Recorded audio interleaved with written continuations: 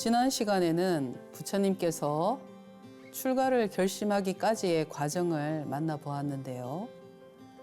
오늘은 출가를 결심하고 궁을 나오는 과정부터 과감히 속세 인연을 끊고 깨달음을 얻고자 하는 시다르타 태자의 이야기를 살펴보겠습니다.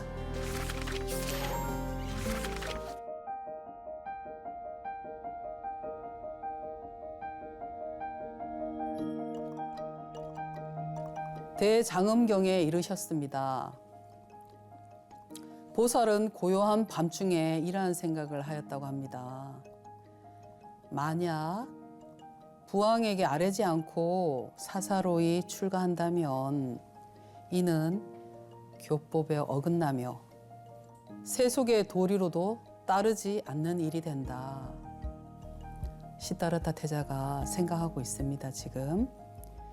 그리고 머물고 있던 곳에서 부왕의 궁전을 찾아가니 큰 광명이 내비쳐졌습니다. 자, 그림을 보시면 아버지 부왕인 정반왕의 모습이 아주 크게 그려져 있어요. 그리고 앞에 다소곳이 무릎을 꿇고 아버지께 공손히 출가를 하겠다고 마음을 내비치는 시다르타가 보입니다.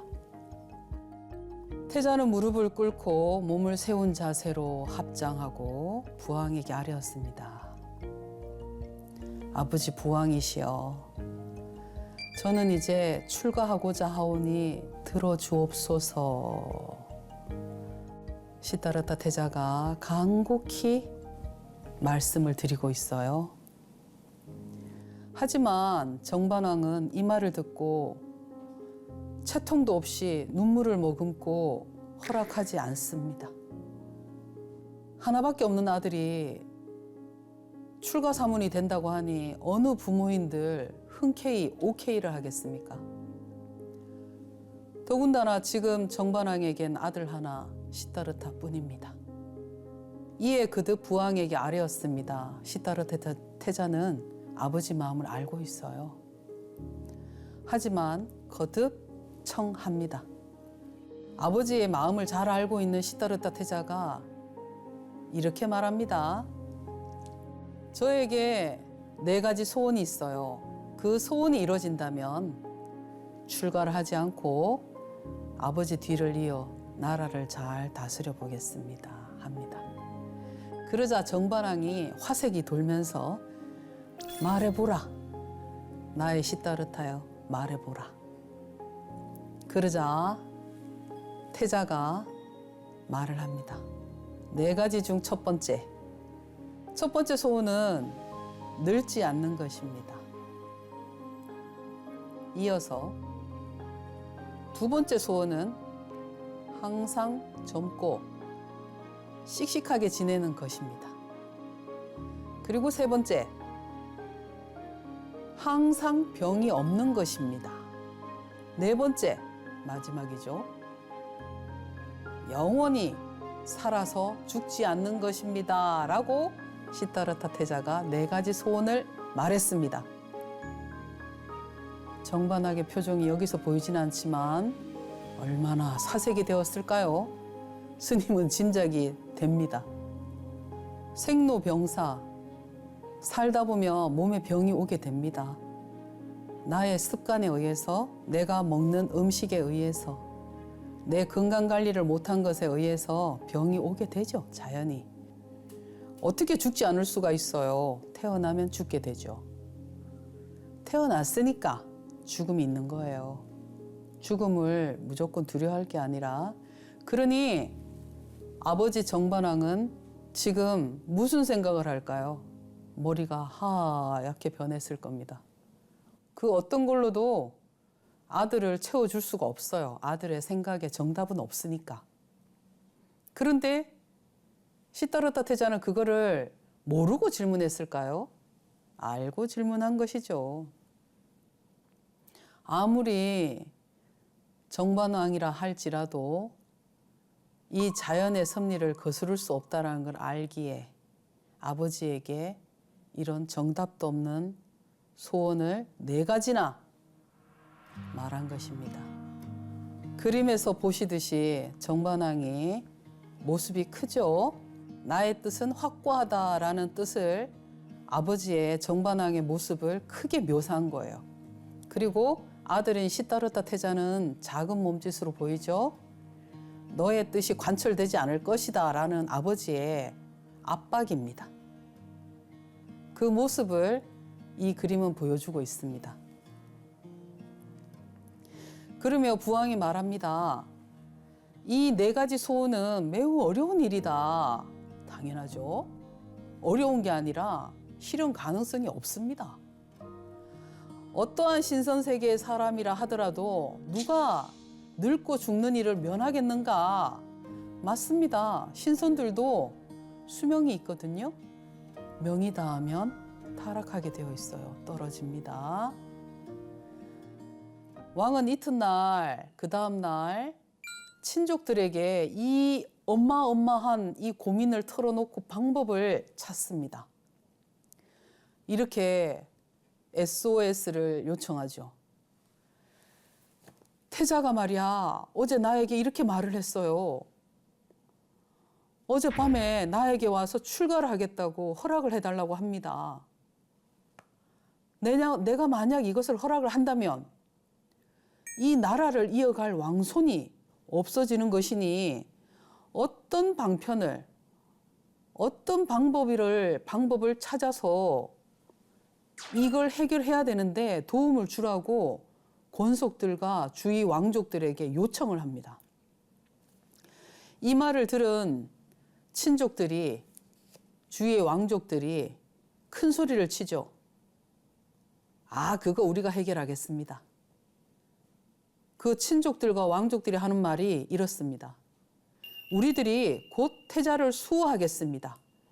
지키겠다는 얘기죠. 꼼짝 못하게. 그렇게 하면 태자가 무슨 힘으로 억지로 출가할 수 있겠습니까? 너무 단순한 이야기를 씩씩하게 정반왕에게 하고 있습니다. 이 말을 들은 왕은 친족들에게 명령해서 그러면 이렇게 해볼까요? 성의 동쪽 동문 밖에 그들, 자, 시다르타 태자는 석시예요.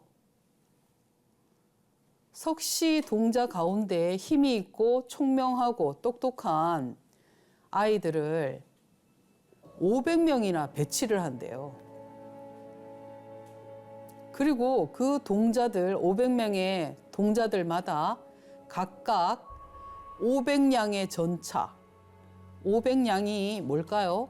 우리가 기차를 말할 때 한 칸, 두 칸 하지 않고 한 량, 두 량 이렇게 말하거든요.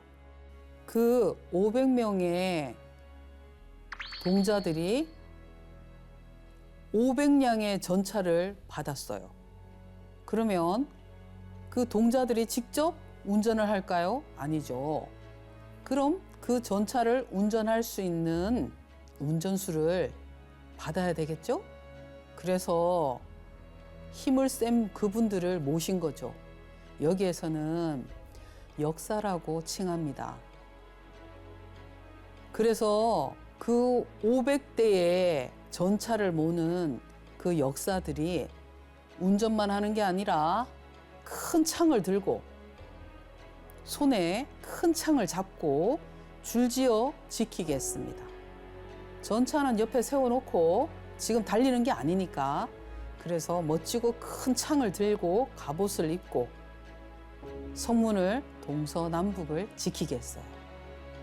남쪽과 서쪽 문에도 이와 같이 지키게 했습니다. 성 위에는 500명의 장사가 골고루 튼튼한 갑옷을 입고 손에는 창을 들고 밤낮 없이 순찰을 돌았다고 해요. 지금 궁궐 안에는 비상사태인 것입니다. 국태 부인이라고 파사파제, 마하파사파제는 왕궁 안에 있는 여러 궁녀들에게 지시를 합니다. 궁녀들에게 이 밤부터, 오늘부터 우리 모두 잠자지 않고 창문을 겹겹으로 잠그고 자물쇠를 굳게 해서 지켜야 한다. 누구를? 시다르타 태자가 밖을 나가지 않도록. 밖에서는 호위 무사들이 지키고 있으니까 우리는 어떻게 해야 되죠? 왕비와 야쇼다라 공주와 모든 후궁들은, 궁녀들은 안에 있는 문을 더 철저히 걸어 잠굽니다. 그러면 이 왕비가 말을 합니다. 태자를 수호하여 태만한 일이 생기지 않게 하고 태자가 출가하여 모두가 의지하고 기댈 곳이 없게 하지 말라고 당부합니다. 대장엄경에서 이르셨습니다. 그때 보살은 음악전 안에서 단정히 앉아 깊이 생각에 잠겼답니다. 여기서 지금 보살은 호명보살, 즉 인간의 몸을 받기 전 시다르타 태자를 말합니다. 인간의 윤회, 547생의 윤회 마지막을 마치기 위해서 더 이상 윤회를 하지 않는 삶을 마지막 장식을 인도에서 하게 되죠. 그러면서 시다르타 태자가 고요히 생각을 하며 명상을 하고 있습니다. 지금 할 수 있는 건 아무것도 없어요. 단지 고요히 생각을 잡고 있을 뿐입니다. 과거의 모든 부처님들도 모두 4가지 큰 원을 세우셨다. 첫째는 원하건대 내가 미래에 스스로 법성을 증득하여 법에 자제하며 법왕이 되고 정진과 지혜로서 3계에서 애욕에 얽매여 고뇌하는 중생들을 구원하리라. 2번째, 세계에 존재하는 모든 중생들이 이 생사윤회의 칠흑같이 어둡고 빽빽한 숲속에서 저 어리석음과 무명의 병을 앓고 있으니 이것을 차례로 치료하되 공, 무상, 무언으로 등불을 삼고 약을 삼아 모든 어둠과 미혹을 허물고 그 겹겹의 장애물을 제거하여야 한다. 이와 같은 방편과 지혜의 문을 성취하리라. 3번째는 세계의 모든 중생들이 여러 깃발을 세워놓고 아만심을 일으키고 있다. 이 아상의 마음으로 생각하는 것은 전도된 견해이며 허망한 집착이다. 이들을 위하여 정법을 설하여 그들이 깨우치게 하리라. 4번째, 모든 중생들이 거처 하는 곳은 적정한 곳이 아니라는 것을 보고 그들이 3세를 홀로 떠돌아다니는 것은 마치 빙빙 도는 화륜과 같고 또한 헝클어진 실꾸러미와 같이 스스로 얽히고 스스로 묶고 있는 것이다. 그들을 위해서 설법하여 그들이 속박에서 풀려나게 하리라. 이에 시다르타 태자가 마부인 찬익에게 말을 합니다. 그림을 보시면 구름을 타고 시다르타 태자가 마부를 앞세우고 백마를 타고 허공에 떠 있습니다. 이전에 시다르타 태자가 마부에게 말을 하죠. 아주 작게. 가까이 오라, 찬이가. 너는 건척에게 안장을 씌워 오너라. 백말에 안장을 씌워서 나에게 오너라. 라고 시다르타 태자가 찬익에게 말을 했습니다. 그 말을 들은 찬이가 얼마나 놀랬겠습니까? 지금 그럴 때가 아닌데 말 안장을 씌워서 온들 서문이 다 닫혀 있고 꼭꼭 에워싸고 있는데 우리 왕자님은 몰라도 너무 모르셔. 이런 생각을 안 했을까요? 하지만 찬익은 복종할 수밖에 없었습니다. 지금 바야흐로 한밤중이 되었는데 태자께서는 무엇에 쓰려고 말 안장을 씌우라 하십니까? 이렇게 말을 해요. 그러니까 태자에게 안 된다라는 말을 이렇게 돌려서 한 것이죠. 그러자 태자는 알고 있어요. 태자가 다시 찬익에게 나지막하게 말을 합니다. 나는 지금 출가할 것이다. 내 뜻을 어기지 말라. 정거천의 여러 천신들이 저 군사들과 궁녀들을 모두 혼수 상태에 빠지게 하여 아무도 알아차릴 사람이 없다 라고 시타르타 태자가 찬익에게 단호하게 말합니다. 시타르타 태자는 알고 있었어요. 천신들의 도움으로 본인이 출가할 수 있다라는 것을. 지금 그림에서 보듯이 궁궐이 아무리 정교할지라도 지금 태자는 어디에 있어요? 허공에 떠 있습니다. 모든 장수들과 궁녀들은 잠에 빠졌어요. 지금 시타르타 태자는 백마를 타고 구름 위에 떠 있습니다. 궁을 나갈 때 시타르타 태자만 나간 것이 아니라 마부 찬익이 나갔고요. 사람으로. 그리고 100마리 태자님을 태우고 나갔습니다. 그러니까 인간 세계에서 생명을 가진 새 부류가 허공에 떠서 나가는데 그림을 자세히 보면 허공에 떠 있는 구름 속에 얼굴이 보입니다. 100마리의 다리를 붙잡고 허공을 날아갈 수 있게 도와주는 이들이 있습니다. 네 분의 사천왕이시죠.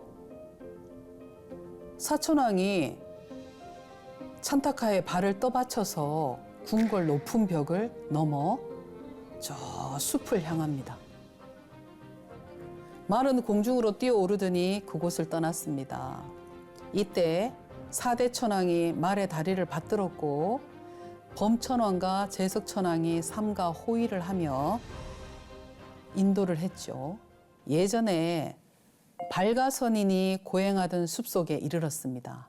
그 당시에 아주 유명한 수도 승이었나 봅니다.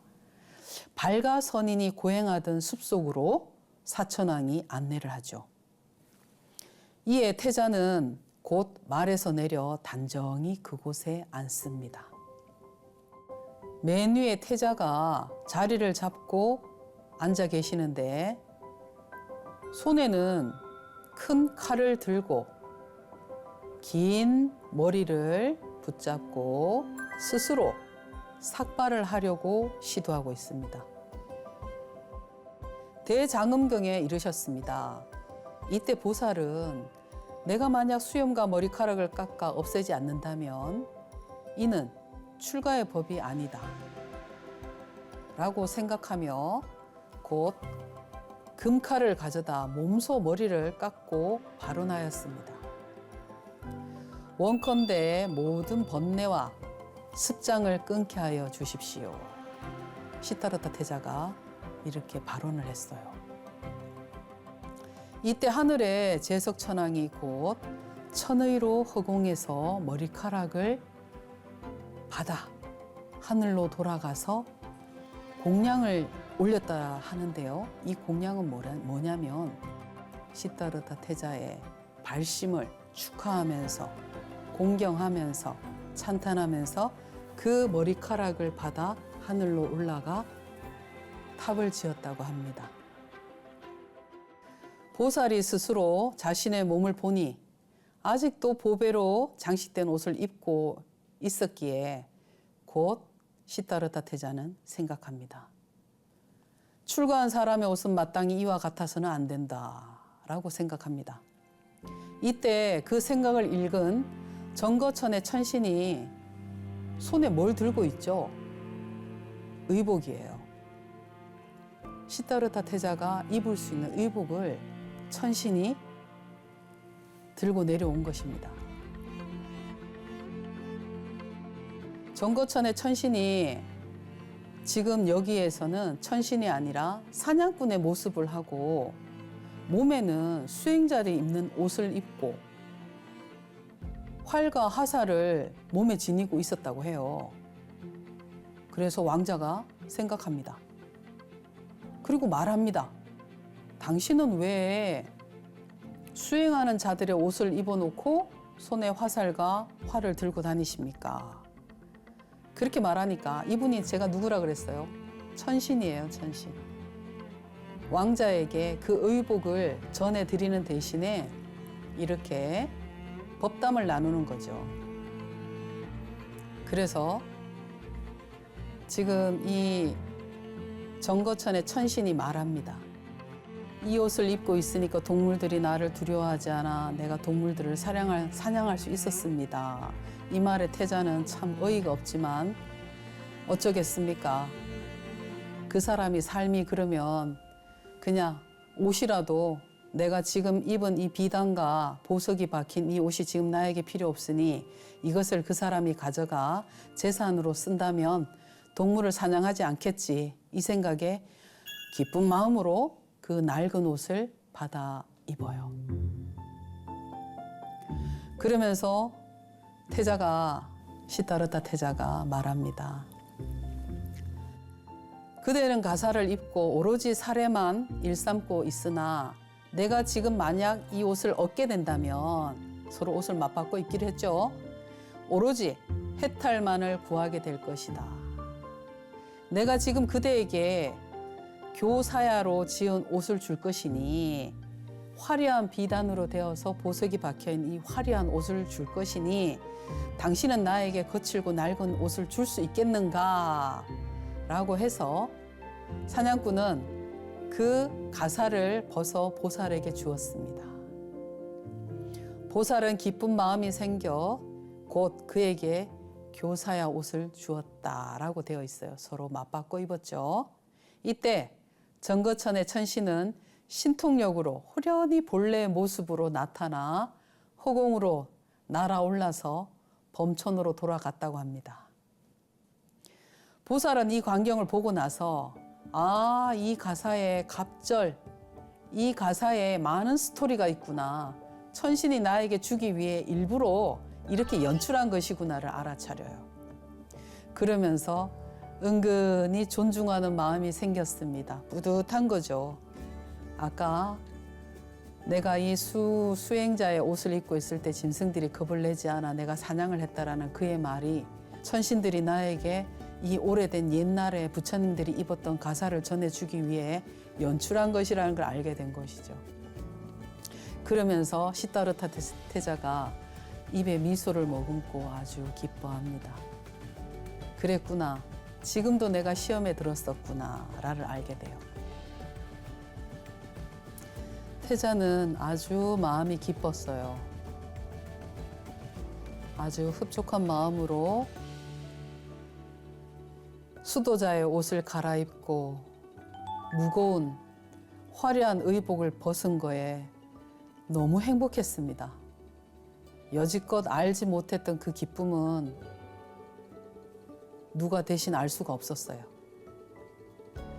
그러면서 이렇게 말하죠. 나는 이제 비로소 진정한 출가인이라 부를 수 있게 되었다. 태자는 너무 행복했어요. 편안하고 자상한 마음으로 천천히 걸어서 저기 발가선인이 고행하던 숲에 이르러 일심으로 구도하게 되었답니다. 율장에 이런 부분이 있습니다. 삭발을 하고 가사를 수하고 이런 부분은 신분 전환이 아니고 업의 방향을 전환한다고 볼 수 있어요. 신분 전환은 단지 일반인이었다가 출가 사문이 되는 것이지만 이것은 습관적인 업을 전환한 거예요. 그래서 머리카락이 무명처라고 하듯이 끊임없이 자풀이 자란다.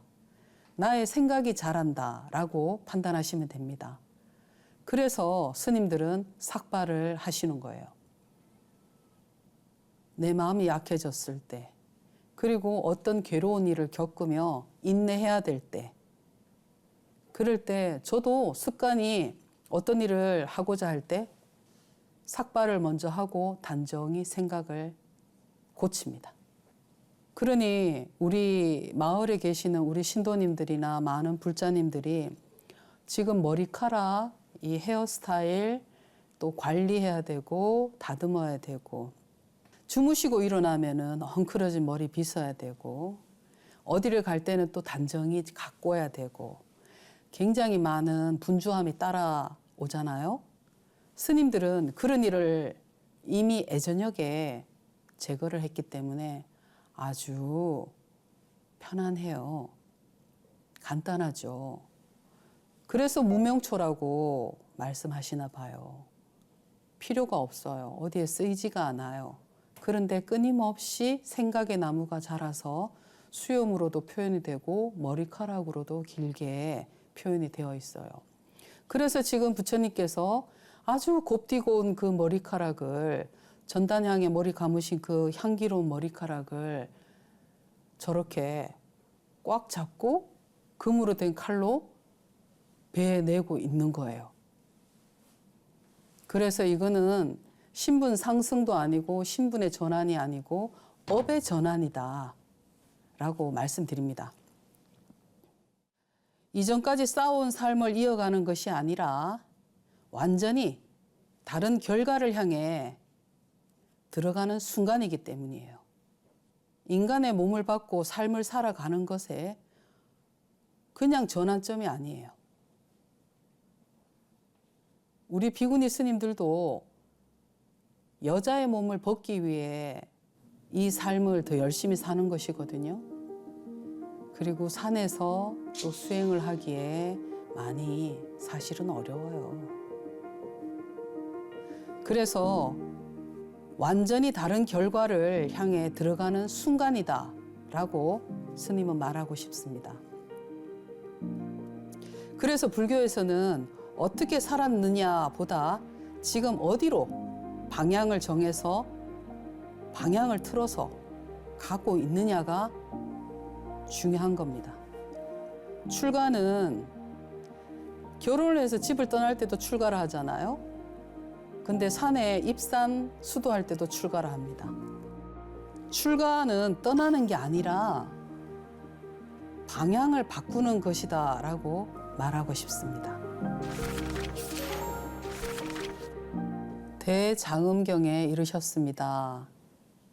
이때 태자는 숲속에 다다라 찬익을 타이르며 위로하였습니다. 그림을 보시면 이미 시타르타 태자는 머리가 깨끗하게 삭발이 되어 있고요. 아까 정거천에 천인이 준 가사를 입고 있습니다. 그러며 찬익이 무릎을 꿇고 태자를 향해 어떻게 이 소식을 제가 전할 수 있겠습니까? 하며 슬피 우는 장면이 되겠습니다. 그러자 태자가 찬익을 타일러 이렇게 말합니다.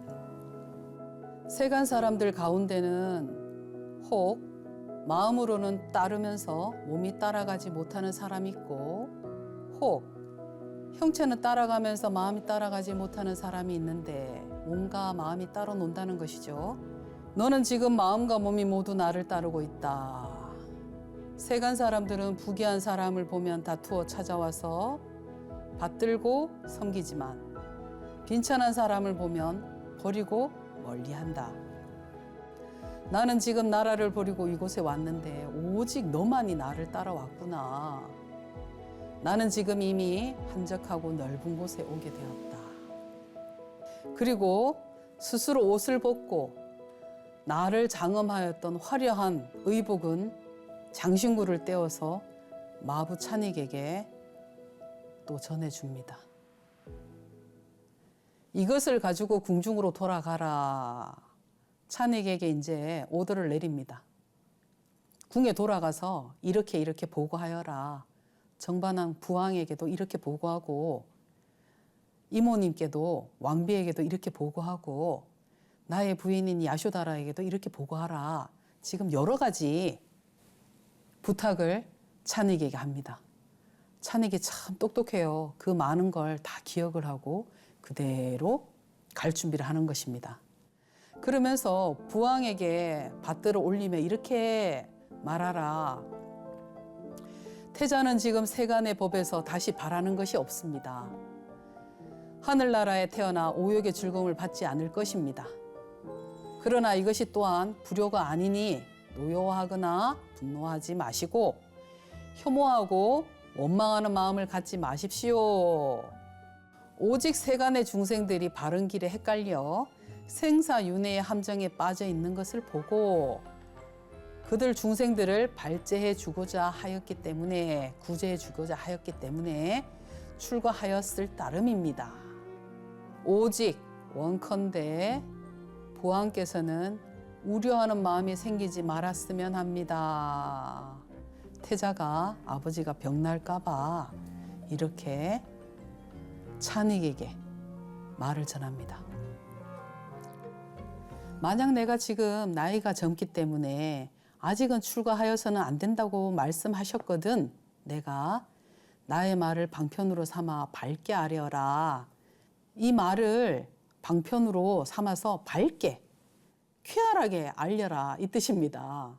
슬퍼하며 알리지 말고 나는 지금 너무 좋으니까 이 생활이 지금 너무 마음에 들고 환희로우니까 너 슬프게 전달하지 마 이 뜻이에요. 아시겠죠? 생로병사에 어찌 정해진 때가 있겠습니까? 사람은 비록 젊고 기운이 왕성하다 하더라도 누가 홀로 나고 늙고 병들고 죽는 것을 면할 수 있겠느냐. 다시 나머지 장신구를 벗어주며 또 시다르타 태자가 찬익에게 나의 아내 야쇼다라에게 이 말을 전하라고 말을 합니다. 사람이 세상에 태어나면 사랑하다가 반드시 이별하는 것이므로 나는 지금 이러한 모든 고뇌를 끊기 위하여 짐짓 출가하여 도를 배우고자 하는 것이니 나를 사모하는 마음과 집착하는 잘못된 근심과 시름이 생기지 말도록 하여라 라고 야쇼다라에게 전하라고 합니다. 또 궁중의 여러 궁녀들과 아울러 석시 동자들에게도 나의 말을 전하라. 나는 지금 무명의 그물을 끊고 정각을 이루고자 하고 있다.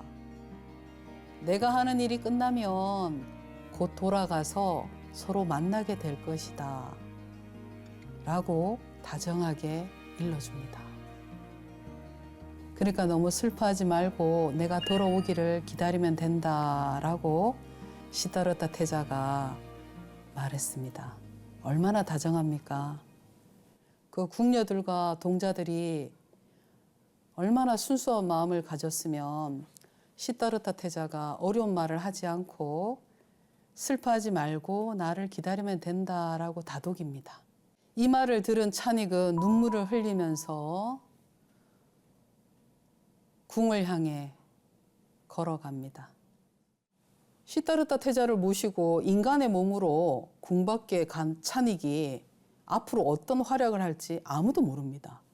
이 찬익이 이 중요한 역할을 맡았는데 먼 시간 후에 출가를 하면서 교만에 빠집니다. 그리고 뒤에 서 있는 백말은 천상에 태어나는 복을 누리죠. 교만에 빠지지 않았습니다. 백만은 오로지 시다르타 태자를 모셨던 그 인연으로 슬픔에 겨워서 명을 달리하고 바로 천상에 태어나게 된 것이죠. 찬익은 시다르타 태자를 궁에서 모셨다라는 인연을 수행 생활에서도 이어갔어요. 나는 지금 저 깨달으신 부처님의 마부였어. 나는 부처님을 잘 알아. 오만 방자를 떨었어요. 그래서 마부찬익의 뒤에 또 밝혀질 스토리가 있겠죠? 자, 이 그림을 보시면 백마와 마부찬익이 무릎을 꿇고 두 여인 앞에 있습니다. 이모인 왕비와 공주 야쇼다라가 서 있는데요. 확실히 왕비의 뒤에 부채는 커 보입니다. 그리고 야쇼다라의 뒤에 서 있는 부채는 조금 작아요.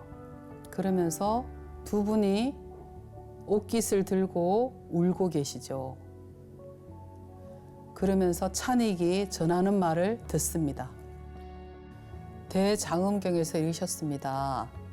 이때 찬익은 흰말과 아울러 가지고 온 목걸이와 여러 장엄구를 가지고 곧 왕궁으로 들어가려 하였습니다. 말이 우는 소리가 국내에 들리자 마파사파제는 야쇼다라와 여러 궁녀들이 한 곳에 모여서 서로 이렇게 말을 합니다. 태자께서 궁성으로 돌아오시는 것이 아니겠느냐?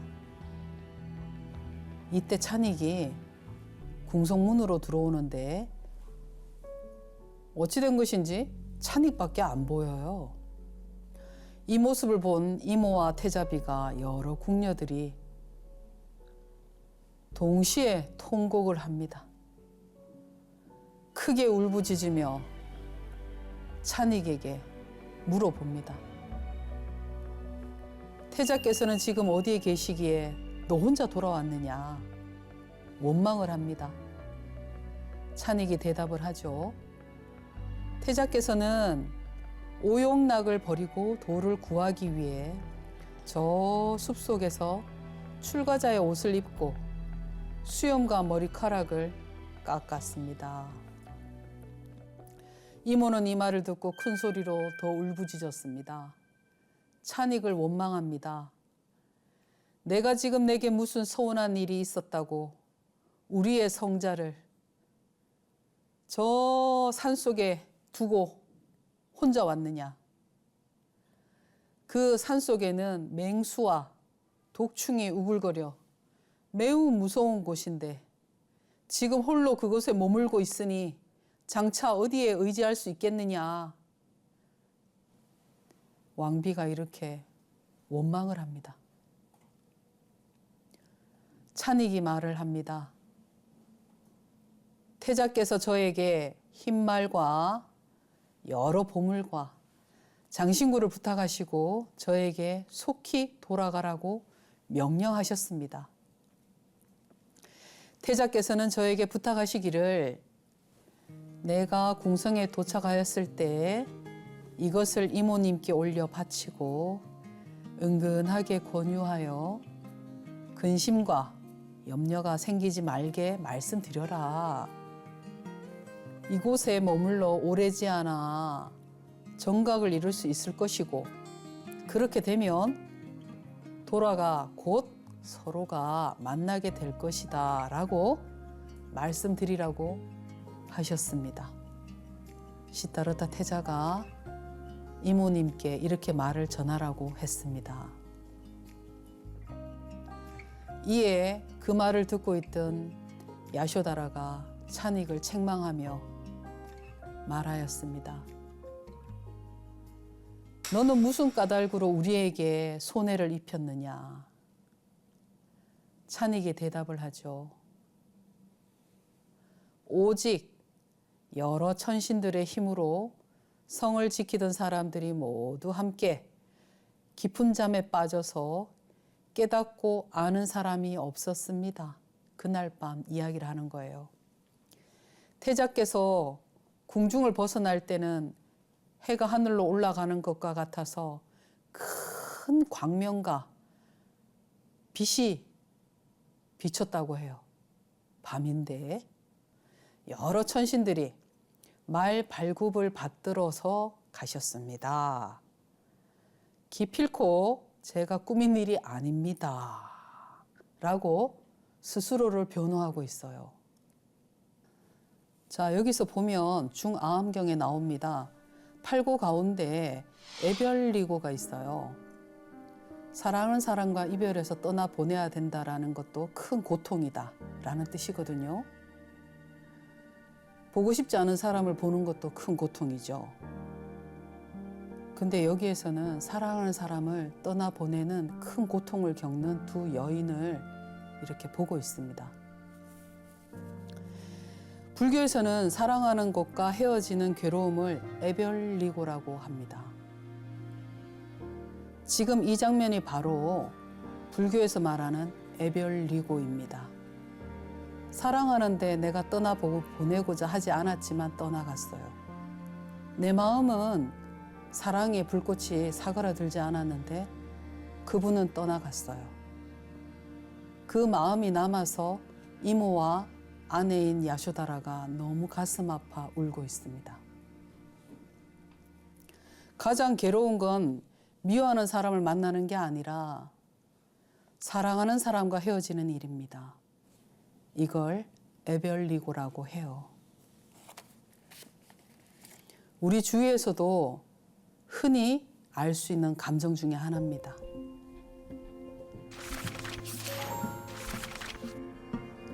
평소 우리는 순간의 화를 참지 못하고 나쁜 말로 타인에게 상처를 주지 않았나 생각해 보게 됩니다.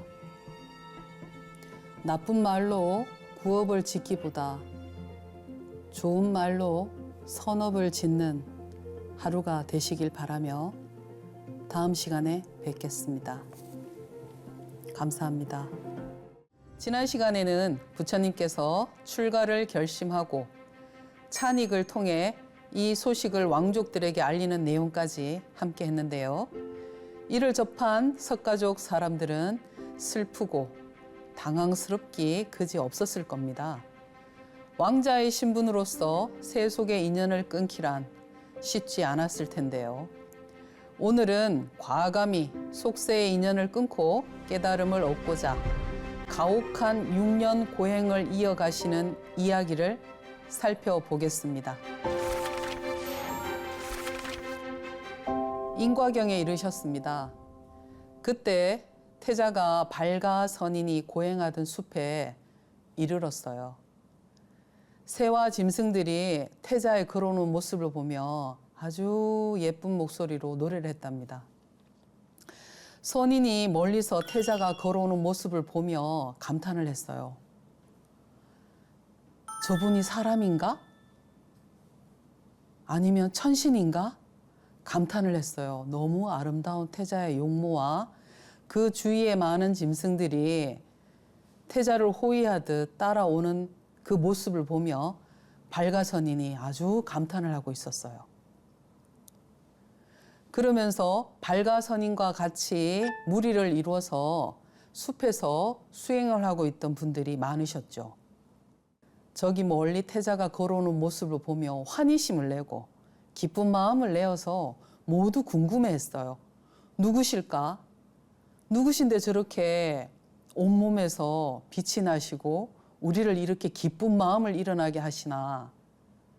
그러면서 태자가 가까이 걸어오자 모두 자리를 양보하며 마른 자리 그리고 가시가 없고 험한 자리가 아닌 곳으로 태자를 앉게 했어요.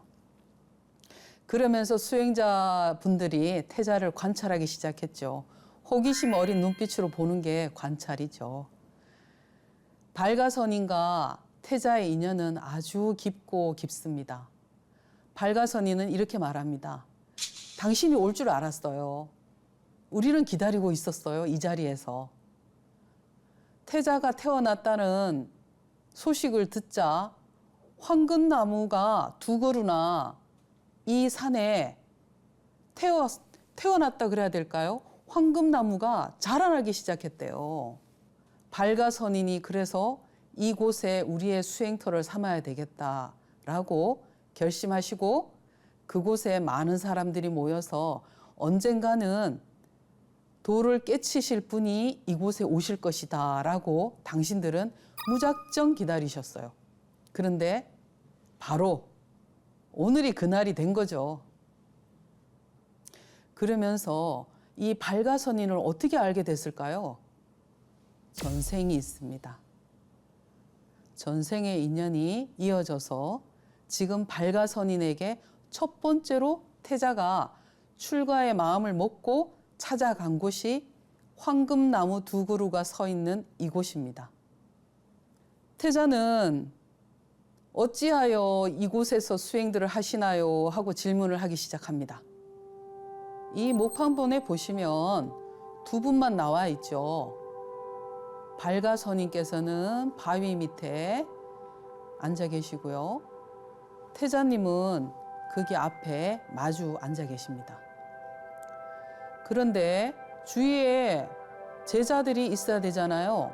사람들이 있어야 돼요. 태자님을 보며 궁금해하는. 그리고 태자님도 궁금해하고 있어요. 저분은 왜 저기에 숨어 계시지? 왜 저 수행자는 저렇게 하고 있지? 하고 궁금해하는 장면입니다. 여기 밑에 숲에 보시면 숨은 그림처럼 수행자가 숨어 있어요. 보이시나요? 아랫부분에 보면 지금은 두 분 정도만 표현이 되어 있습니다. 그래서 태자가 형색을 관찰하기 시작합니다.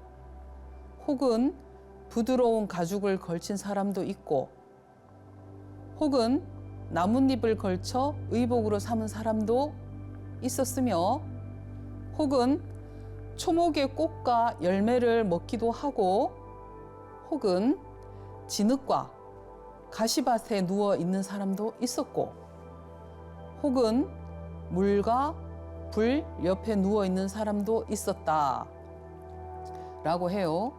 태자가 그 까닭을 왜 저렇게 하고 계시나요? 하고 발가선인에게 묻습니다. 우리는 이렇게 고행을 닦아서 하늘 세계에 태어나고자 합니다. 근데 태자는 의심이 들었어요. 꼭 이렇게 고행을 해야 그곳을 갈 수 있을까요? 라고 발가선인에게 질문을 합니다. 여러 하늘 세계가 비록 즐겁고 복된 곳이기는 하지만 목숨이 다하면 다시 육도 윤회에 떨어지게 되는데, 그러면 괴로움은 연속적으로 또 일어나게 되어 있어요. 내가 지금 도를 배우는 것은 이 고통의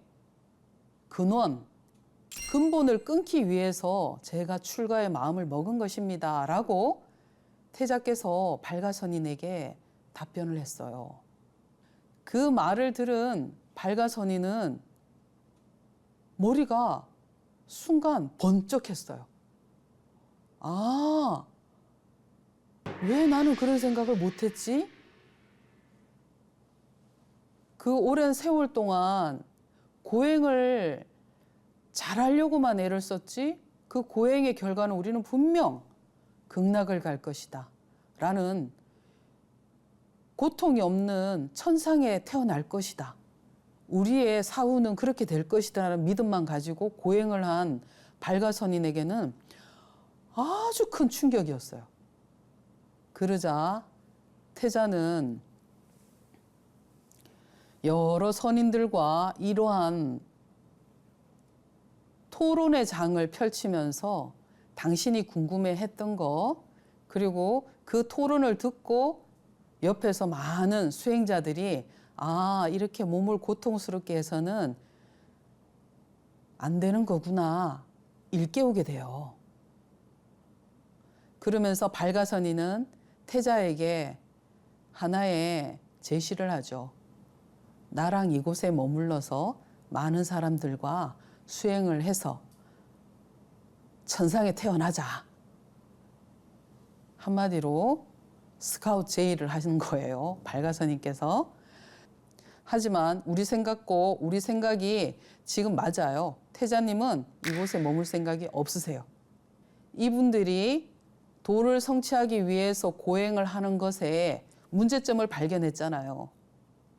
그것은 그 욕심을 가지고 그곳을 간다 할지라도 시간이 다하면, 내가 지은 복이 다하면 다시 인간 세상이나 아주 작은 개미처럼 또 인연 닿는 곳에 가게 되어 있어요.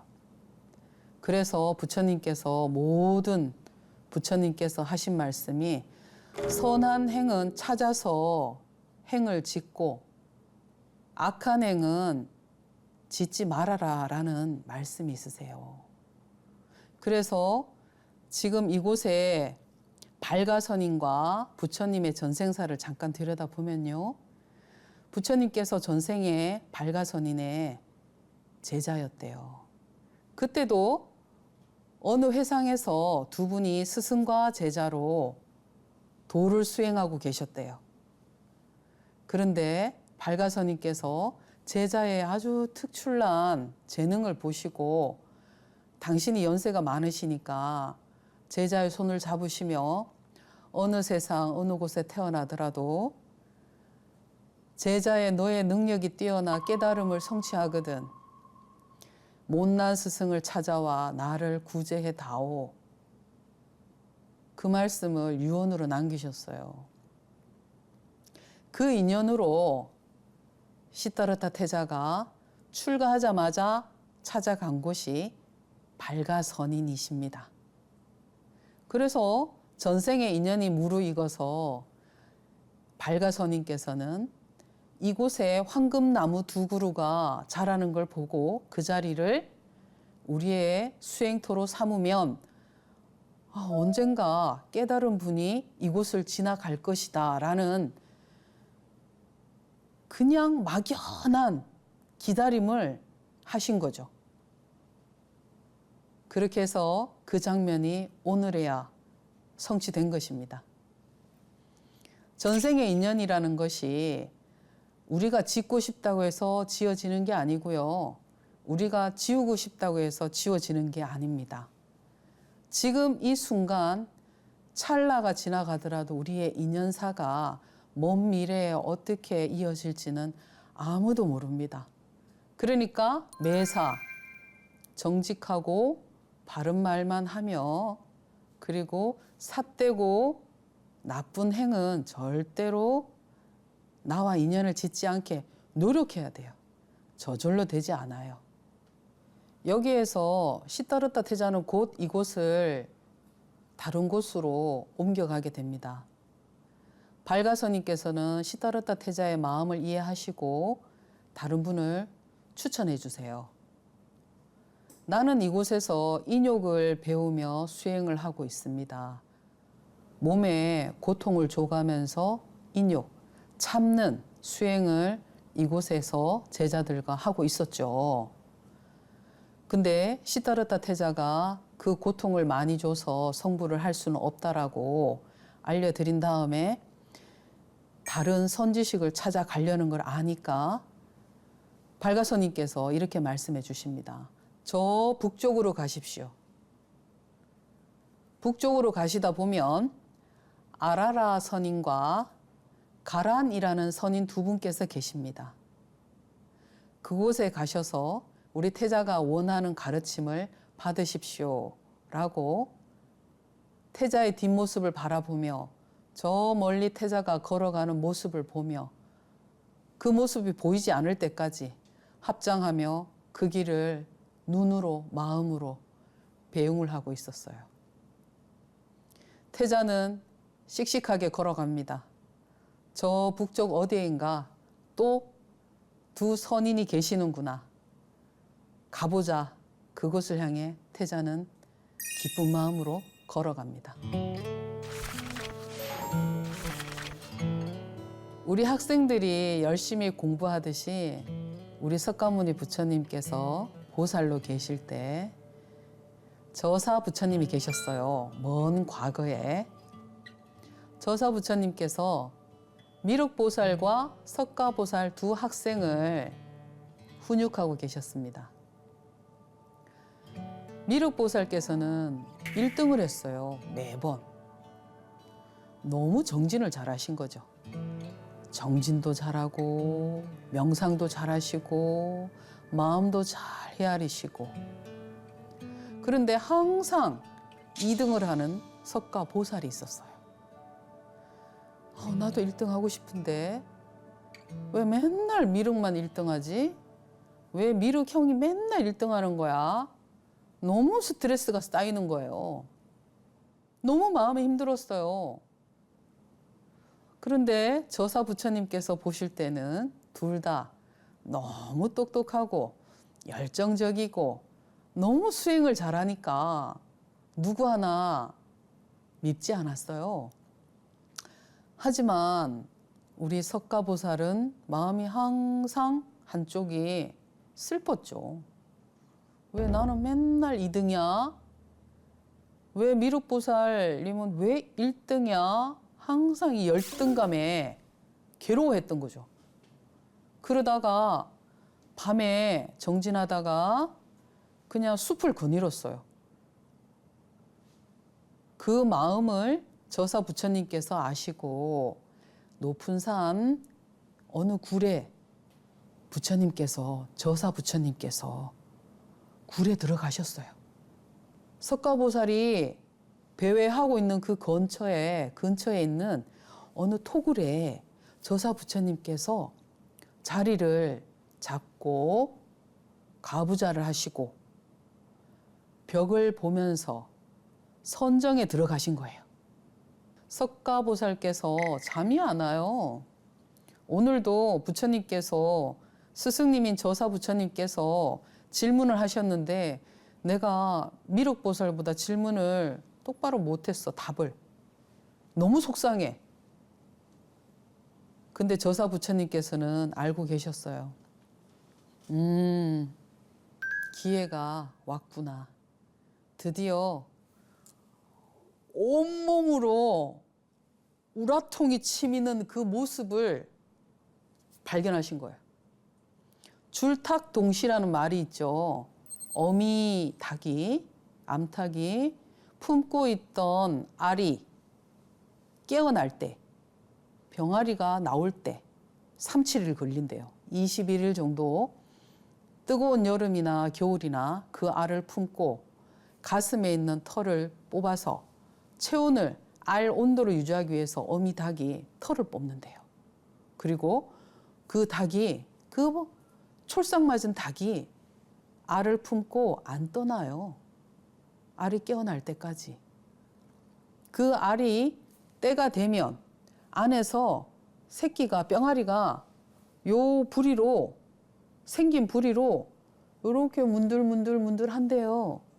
그러면 병아리가 달걀 안에 있을 때는 살이 다 그냥 솜털같이 부드러워요. 딱딱하지가 않아요. 그런데 어미닭이 그 느낌을 알아차리죠. 어미가 딱딱한 부리로 그 길을 이렇게 콕 찍어준대요. 콕 찍어야 여기 겉에 안에서 얘가 지금 몸이 다 완성이 되어서 움직이는구나. 서로 알아들어야 요 계란을 깨주죠. 이게 줄탁동시, 동시에 이루어져야 돼요. 그렇게 해서 이 안에 있는 병아리도 밖에서 엄마가 나를 지금 도와주고 있구나를 알아요. 그러면 그 자리에서 서로 얇은 계란 막이 있는데 여기 두꺼운 벽을 엄마가 밖에서 쪼아주고 안에서 병아리가 딱 부딪혀야 여기가 깨어지고 균열이 생기면서 세상으로 나오죠. 지금 이 과정인 거예요. 저사 부처님께서 석가보살이 지금 얼마나 스트레스를 받고 열정은 대단한데 부처님께서 저사 부처님께서 볼 때는 아무 문제가 없어요. 미륵보살도 성불할 것이고 너도 성불할 것이고 아무 문제가 없어요. 그런데 한 가지 문제점을 발견하고 그날 석가보살을 위해서 부처님께서 토굴 속에 들어가서 지금 석가보살에게 어떤 섬광 같은 찰나의 순간을 일깨워주기 위한 지금 그 장면이 보여질 겁니다. 석가보살이 부처님이 저사 부처님께서 지금 그 토굴에 계신지 모르거든요. 근데 지금 시간은 밤이에요. 저 굴에서 빛이 나네? 왜 빛이 나지? 아무도 없는데? 미륵보살은 지금 저쪽에 있고 스승님께서도 저쪽에 계실 텐데 지금 나만 이렇게 지금 숲을 배회하고 있는 건데 뭘까? 궁금하시죠? 당연히 궁금하죠. 그 깊은 산에, 그 높은 산에 토굴 속에서 빛이 나요. 그것도 무지개 빛이. 그래서 석가보살이 걸어갑니다. 이상하다. 빛이 안 멈춰. 다가갈수록 빛이 더 커지고 더 환해져요. 저사 부처님께서 방광을 하신 거죠. 근데 그 모습을 보고 돌틈 사이에서 빛이 뿜어 나오는 모습을 보고 석가보살이 너무 한이롭고 너무 기쁜 거예요. 스승님을 가까이에서 모셨지만 이런 모습을 처음 보니까 너무 한이롭고 너무 기뻐요. 그래서 나도 모르게 잡념이 다 날아가요. 언제 내가 그런 스트레스를 받고 나쁜 생각을 했나? 내가 이렇게 괴로워했나? 난 그래도 수행자인데 내가 왜 이런 생각까지 하지? 왜 비교를 했지? 이런 생각이 아무것도 없어요, 순간. 그런데 그 생각만 없어진 게 아니에요.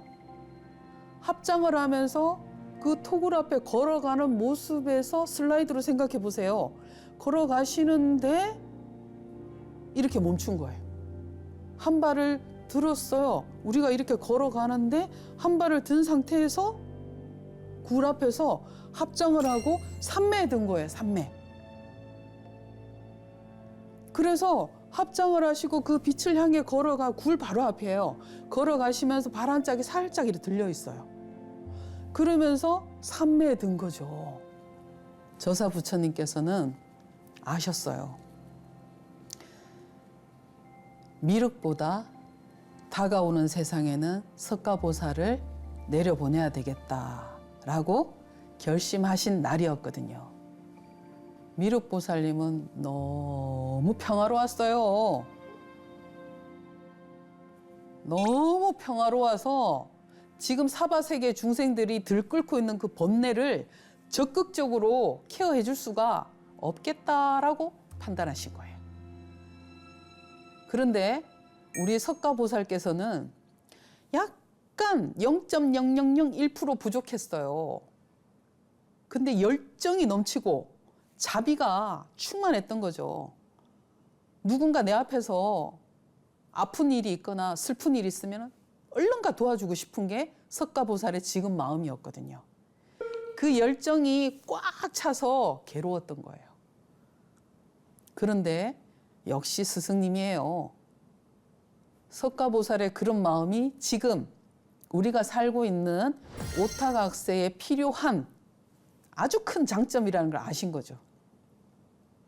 그렇게 해서 석가보살에게 기회를 먼저 줬어요. 사실은 미륵보살께서 지금 우리가 살고 있는 세계에 와 계셔야 된대요. 하지만 석가보살이 먼저 오게 된 인연이 이렇게 지어집니다. 그렇게 해서 우리가 잘 알고 있는 석가모니불 정근할 때 나오는 개송이 있습니다. 천상천하 무여불 시방세계 영무비 세간소유 아진견 일체 무유여불자라고 그 개송이 우리 석가보살이 저사 부처님이 토굴에서 방강하실 때 읊으신 개송이에요. 이렇게 해서 우리가 항상 우리 학생들이 공부를 할 때 1등, 2등 1등 하는 학생은 잘 모를 거예요. 만년 2등 하는 학생은 얼마나 슬프고 괴로운지. 오히려 3등이 나왔을 수도 있지 않을까. 스님은 그렇게 생각해요. 우리는 이 사회에서 항상 비교하고 선택해야 되는 그런 존재예요. 그런데 우리 석가모니 부처님께서도 먼 과거에 저사 부처님 계실 때 이렇게 열등했답니다. 성적이 나빠서 열등한 게 아니에요. 내 마음 안에 하고 싶은 게 가득 찼을 때, 욕구라는 말이 그 하고자 할 욕이에요. 어떤 걸 하고자 할 마음이 있어야 인간 세계를 살아내니까요. 근데 우리 석가보살께서 하고자 할 욕이 미륵보살보다 아주 많았던 거예요.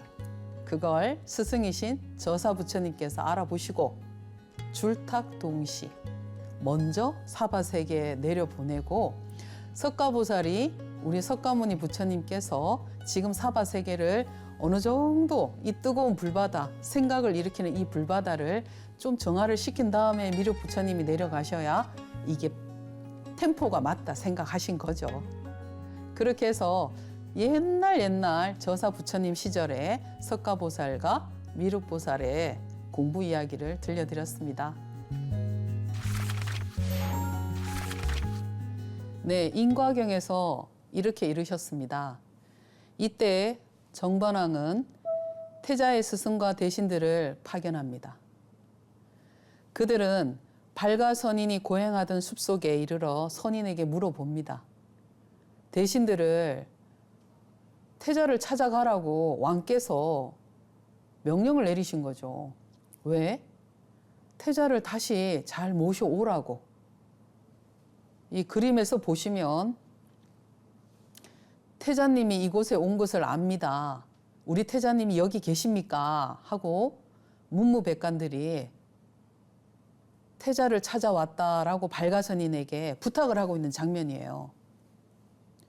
그러면서 발가선인에게 우리 태자님이 여기를 다녀가셨으며 어디로 가셨느냐 묻고 있는 장면입니다. 발가선인께서는 한 명의 동자가 와서 우리들과 함께 의논을 하였다. 토론을 하였다. 지금은 아라라 선인을 찾아갔습니다. 그래서 이 찾아오신 이 문무백관들 중에 태자의 스승이 있었어요. 태자를 그동안 가르치고 많은 것을 옆에서 공유를 했던 선생님이 계십니다. 이 스승께서 이 일행을 통솔해서 오신 거니까요. 그래서 스승은 곧 태자에게 아뢰어 말하였다. 태자를 만났나 봐요. 대왕께서는 오래전부터 태자가 마음속으로 출가하기를 바란 것을 알고 있었습니다. 아버지 부왕께서 알고 있었대요. 당연하시죠? 우리 애기들이 학생들이 뭘 하려고 그러면 뒤통수만 봐도 안다 하시잖아요. 우리 스님들도 똑같습니다. 큰 스님들이나 어른 스님들께서, 은사 스님께서 저놈 봐라 저놈 봐라 뭘 할지를 압니다. 왜? 당신들도 우리 때에 똑같이 비슷한 상황들이 있었기 때문에 뭘 할지, 뭔 생각하는지 다 알고 계셨더라고요.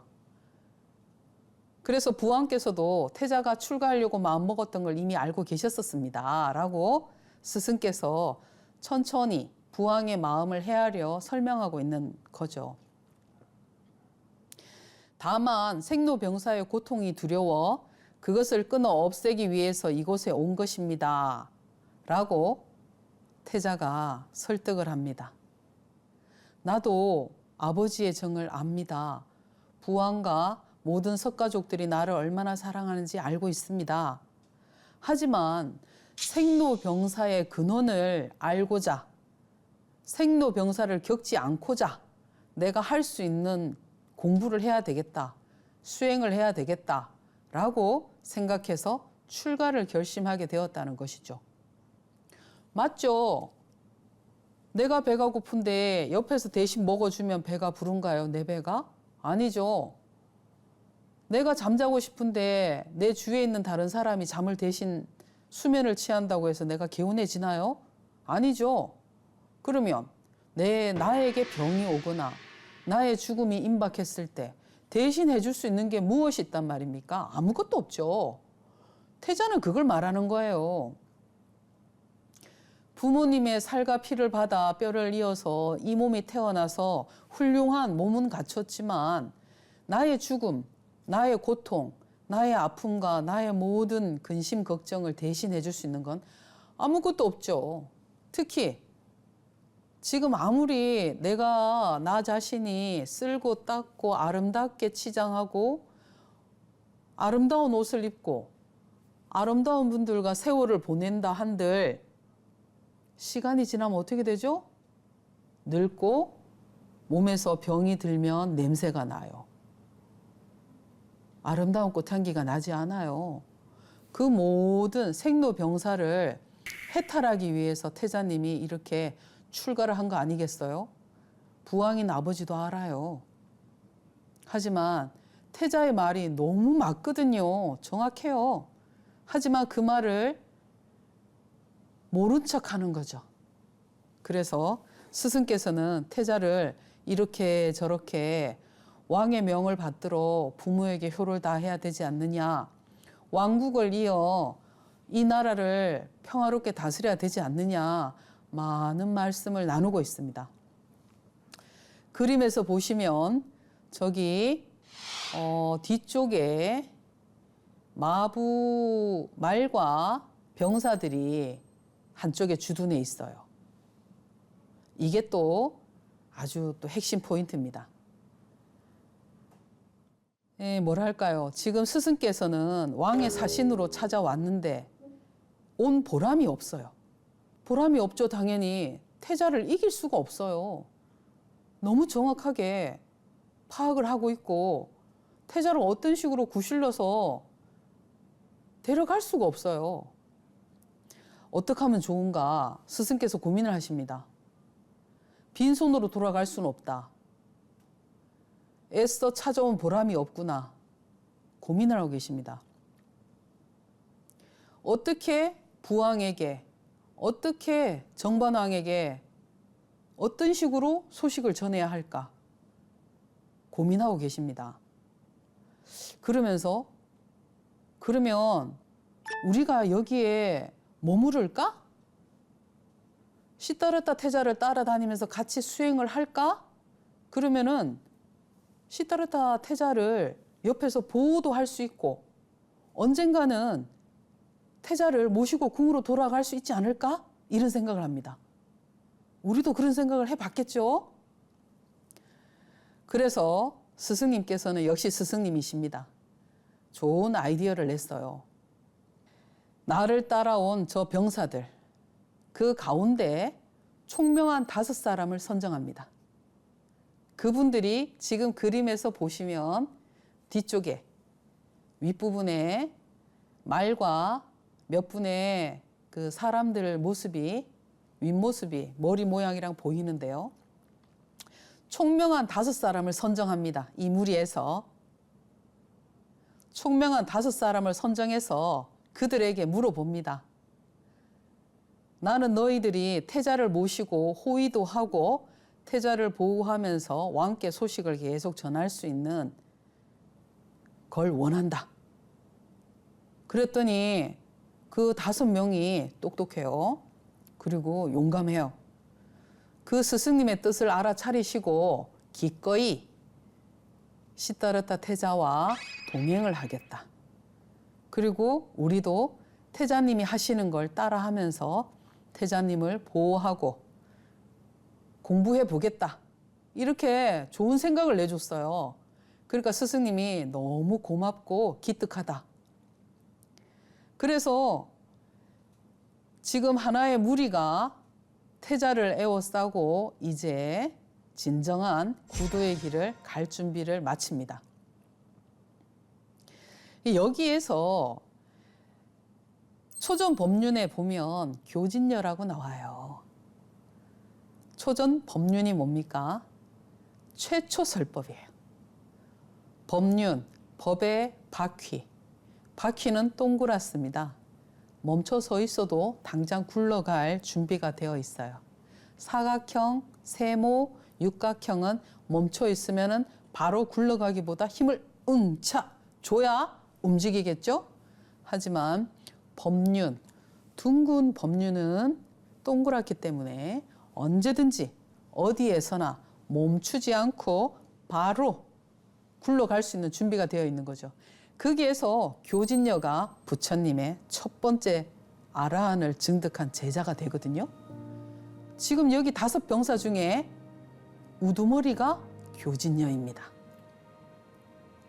이 교진녀가 5병사들과 부처님을 보호하고 옆에서 케어하면서 같이 수행의 길을 갑니다. 스님이 여기서 또 재밌는 전생사 하나를 알려드리겠습니다. 교진녀가 나오잖아요. 교진녀와 시다르타 태자의 그 전생의 인연이 뭘까요?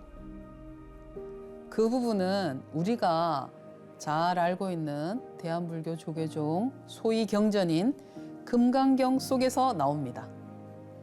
금강경의 14분, 제14분 이상정멸분의 할절신체라는 구절이 나와요. 할절신체. 신체를 칼로 구석구석 팔, 다리, 코, 귀 다 잘라낸다는 뜻이에요. 무섭죠? 아주 잔인하죠. 그런데 그 할절신체, 금강경 속에 나오는 그 대목의 주인공이 교진녀와 시다르타 태자입니다. 어느 날 부모님을 여의고 상실감에 빠져있던 젊은이가 히말라야 산에 들어가 수행을 합니다. 나도 언젠가는 명이 다하겠지. 내가 이렇게 젊은데 우리 부모님이 먼저 저 세상을 가셨으니 나는 살 희망이 없다. 그러면서 수행을 해보겠다 하면서 히말라야 산을 들어갑니다. 히말라야 산에 들어가서 수행을 하고 있던 이 선인이 사람들이 오며 가며 소문이 났을 거 아니에요? 인욕선인으로 소문이 자자하게 났습니다. 인욕이란 뭡니까? 고통을 참는다, 인내한다, 즐거움을 누리지 않는다. 이 모든 걸 원만히 성취하고 있던 수행자가 있었어요. 전생의 시다르타입니다.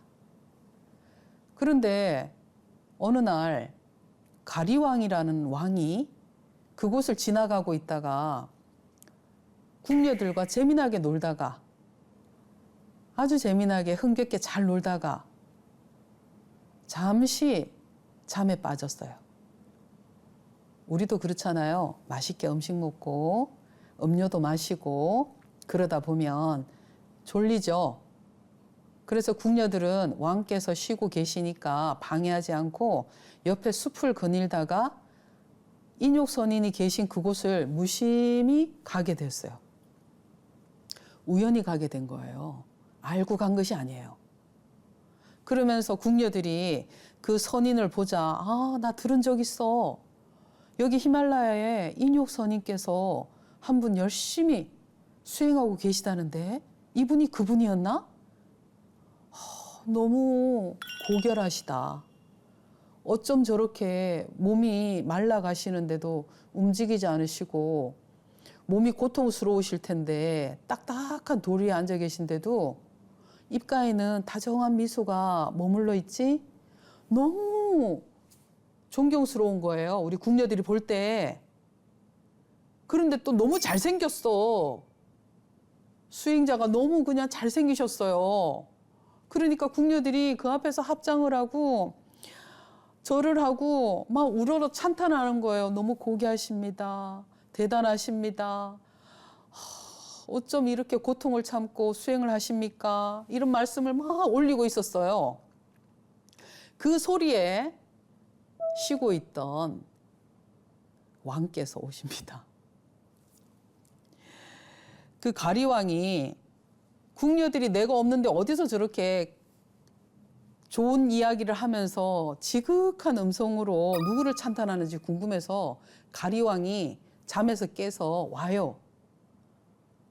그런데 궁녀들이 삐쩍 마르고 볼 것 없는 한 선인이 거기에 돌이 앉아 있는 걸 보면서 찬탄을 하고 있으니까 왕께서 화가 나기 시작해요. 화가. 나만 찬탄해주고 나만 잘났다 그래야 되고 나만 봐야 되는데 나의 궁녀들이 왜 저 사람을 보면서 찬탄을 아끼지 않고 저러나, 눈에서 하트가 뿅뿅뿅 나가고 있나, 너무 화가 나는 거예요. 그래서 왕께서 옆에 이 보금을 차고 계시거든요. 병사들이 차는 칼은 크고 무겁지만 왕은 날카롭고 작고 이런 아름다운 장식이, 보석이 박혀 있는 보금을 항상 차고 계십니다. 그 보금을 꺼내 들고 그 선인 앞에 가요. 그러니까 옆에 있는 궁녀들이 말려요. 진정하시라고, 노염 푸시라고. 그러면서 설산에서 인욕을 닦고 있는 어떤 선인이 계시다는데 이분이 그분인가 봅니다. 설명을 막 해드려요. 그래도 왕은 그 말이 안 들려요. 지금 화가 나 있잖아요. 그래서 왕이 묻죠.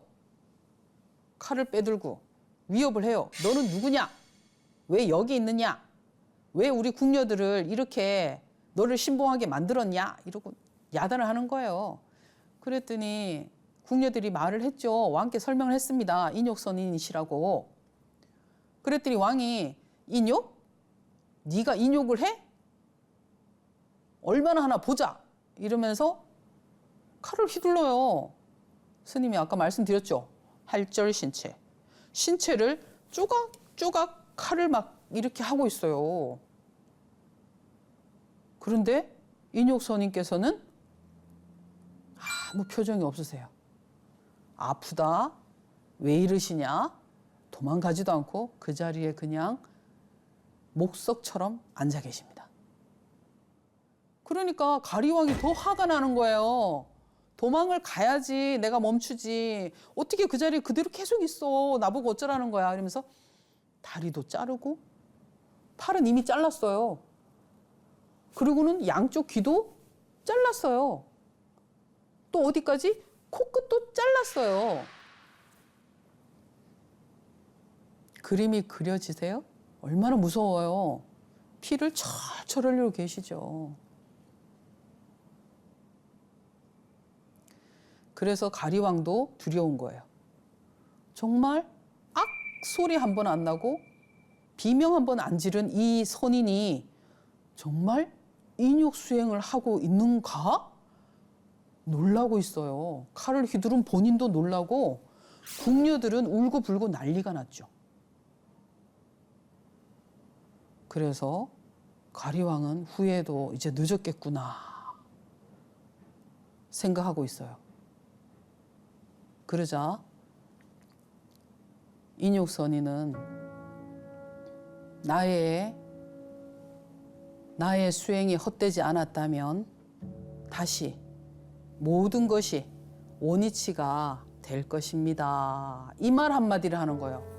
아야 소리 안 하고 계시다가 왕도 놀라고 궁녀들도 울고 불고 후회를 하고 있고, 그러니 그거를 나의 수행이 헛되지 않았다면 모든 제불보살님께서는 나에게 이 몸을 원상복귀 해 주십시오라고 한마디 해요. 그러고 나니까 신기하게 다시 모든 몸이 붙었어요. 금강경에는 안 나옵니다. 할절 신체까지만 나와 있고요. 그래서 그 몸이 다시 붙고 그 인연으로 가리왕이 후회를 하고 있다는 말을 선인에게 합니다. 제가 당신에게 무례를 범했습니다. 그렇게까지 하는 게 아니었는데 우리 궁녀들이 나를 옆에서 지키지 않고, 궁녀들이 잘못했죠. 듣고 보니까 왕이 잠을 잠시 청해도 옆에서 지키고 있어야죠. 작은 벌레라든가 뱀이라든가 사슴이라도 왕을 밟고 지나간다라든가 놀라서 잠에서 왕이 그렇게 화들짝 깨면 안 되잖아요. 옆에 지키고 있어야죠. 그런데 무슨 인연사가 그렇게 이어지는 것인지 저절로 발길이 움직여서 인욕선인을 만나러 갔고, 거기에서 인욕선인을 보며 찬탄을 했고, 그 찬탄의 소리를 듣고 왕이 잠을 깨서 자기 궁녀들이 저 수행자를 보며 찬탄하는 모습에 질투를 느껴 그 수행자를 시험을 했고, 그 수행자는 그 시험에 통과를 한 거죠. 우습죠. 통과라고 말하기에는 좀 그렇지만. 그렇게 해서 그 왕의 잘못을 깨우침을 끌어낸 방법이죠, 이게. 그렇게 해서 이 왕은 수행자에게 참회를 합니다. 당신은 진정한 인욕 선인이요. 지금은 이렇게 내가 왕이고 당신은 인욕 수행을 하는 수행자이지만 먼 훗날 당신께서 깨달음을 얻은 붓다가 된다면 나를 꼭 찾아와 제도해 주시기 바랍니다. 라고 그 자리에서 맹약을 합니다. 그 인연으로 부처님께서 초전 법륜을 굴리신 첫 번째 제자 교진녀가 탄생하게 됩니다. 그 교진녀가 그 인연으로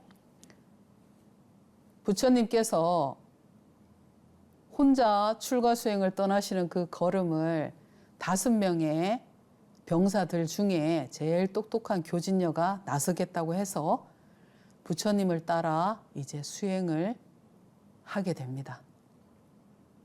교진녀와 부처님의 전생사였습니다. 연잎에 물방울이 떨어지면 즉시 굴러 떨어뜨리듯 욕망이 일어나면서 잠시라도 마음의 자리를 잡지 못하도록 쫓아버려야 한다. 그러자면 언제나 사색하는 힘과 명상에 힘써야만 할 것이다. 본색경 가운데 한 구절이었습니다. 매일 하루를 마무리하며 사색하는 힘과 명상을 통해 내 마음자리를 찾아보시는 것도 의미 있는 시간이 될 수 있을 것 같습니다. 저는 다음 시간에 찾아뵙겠습니다. 이 영상이 좋으셨다면 좋아요, 구독, 알림 설정까지 부탁드립니다.